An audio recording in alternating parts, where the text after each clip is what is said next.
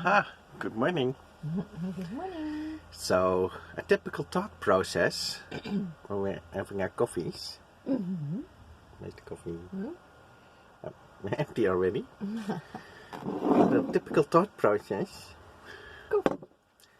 is, let's go to Portugal. That's how we wake up always. Every morning. Every morning. And then we start to think, if we leave now and just see how it goes, maybe we can make it there and enjoy ourselves. And then we start thinking, we could go now, but then we have to get back in March, drive back, to get it safety inspected in June. So if we reach March back, then we have 3 months with a lot of stress about that safety inspection. Take away that stress, we could have the van taken to safety inspection today, and if it passes, we have 2 years before we have to be back in the Netherlands.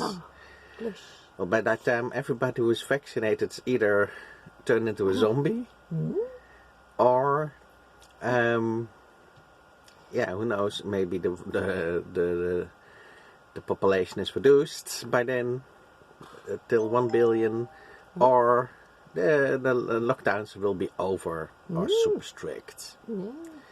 So, if we take the 2 years, gives us a bit more time. Indeed. It has, right? But the thing is, if you take the van to the safety inspection now, they're gonna put the van to the max. They're gonna test it. They're gonna put pressure on the brakes, put pressure on the engine and everything.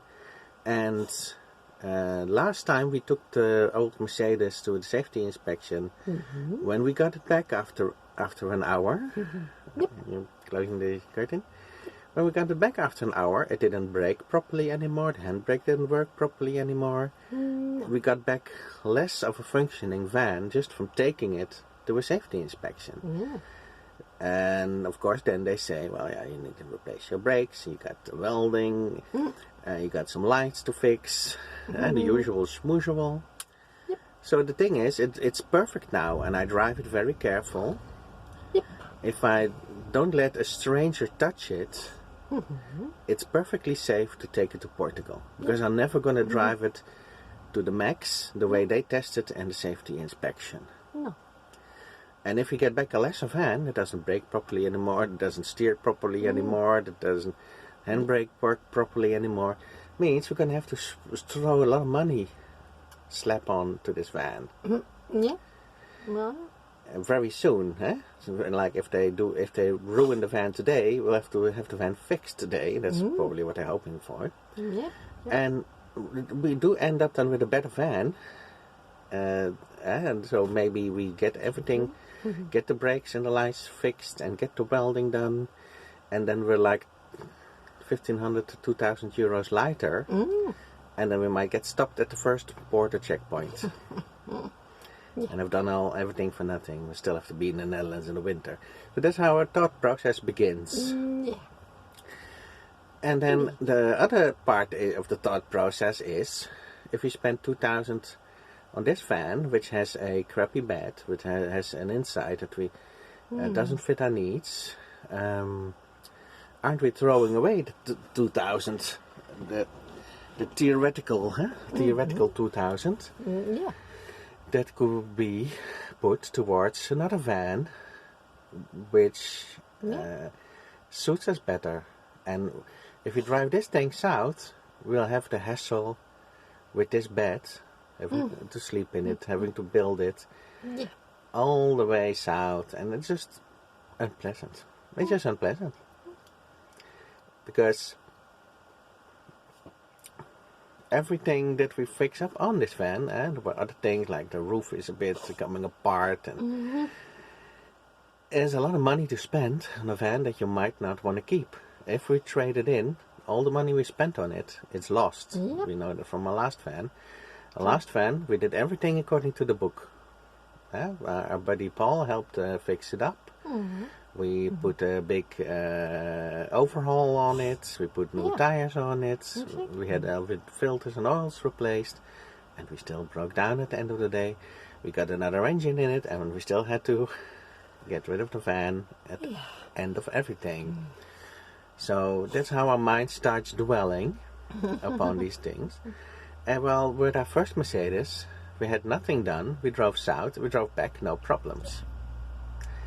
So the only thing is, if we do that, we have to come back sooner. We have to come back in March. If we get the 2-year safety inspection slapped that on it now, we don't have to come back for another 2 years. So that's basically our thought process. And Every morning. what we have to do, either if we go or if we stay, we have to do some work. And the last time we drove south to work and earn money, and we did that. And the time that it takes us to go south, we cannot work. Well, there's not a lot of work at the moment, so it's a good time to go. It's the weather is still decent. But we don't know if we're gonna get work, of course. But if we stay here, it's the same thing. We don't know if we're gonna get work. What we do know is we don't drive a lot, so we don't take a lot of risks at the moment. Yeah, still little risks every time we drive, but so the mind wanders towards, should we put a penny in this penny, or should we save the pennies up for penny the 5th? Because we are thinking about Quite a conundrum. thinking about switching, but we don't know if it's going to be an option. And if we would fix up this van now, today, if we take the safety inspection today, pay for all the repairs today, we kind of committing ourselves to this van, because if we put that money towards fixing it up mechanically, we're going to put more money in fixing the roof up, we're going to put more money in fixing the inside up, and you will keep ending up with a van that is too small to have a steady bed in it. Too short. Basically. It doesn't fit. No. And our workarounds, we showed you the workarounds with our first identical similar van as this one. But it went at the expense of our office space. We made a €20 bed with stepping stools and plastic pallets. And we enjoyed that bed a lot. And then we have a little working space where you could work outside if you, in the great weather. Even though you get sun glare, I mean, you still want to work inside, but you can find shade and you can do it.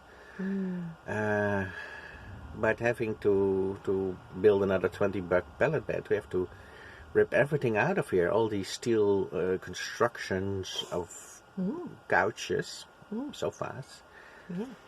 I have to rip everything out of it, and because this van doesn't have storage closets, you end up putting everything on the bed anyway. We did that in our first van also. You still put stuff on the bed, and you still have to get stuff off the bed when you want to sleep. So we start off very enthusiastically every morning. We go through the same process as we go through now. And then we end up saying, we might want to wait for that other van out there. Even though keeping this one has a lot of advantages from becoming a road tax free. It's very reliable. But it's a trade-off. You can't be completely happy. So you'll be happy about those aspects, and you're still building up your bed every day, sleeping uncomfortable.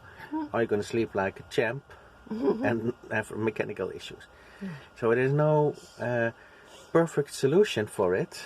No. And until we know for certain, we cannot rush the decision. We'll make a decision at some point, but this is what we go through every day. We weigh every option, value every aspect. We look at all the sides, all the corners. We look, and we search and we think, and we just haven't made up our mind yet. No, basically. So there you have it. Van Lifers Conundrum. Yep.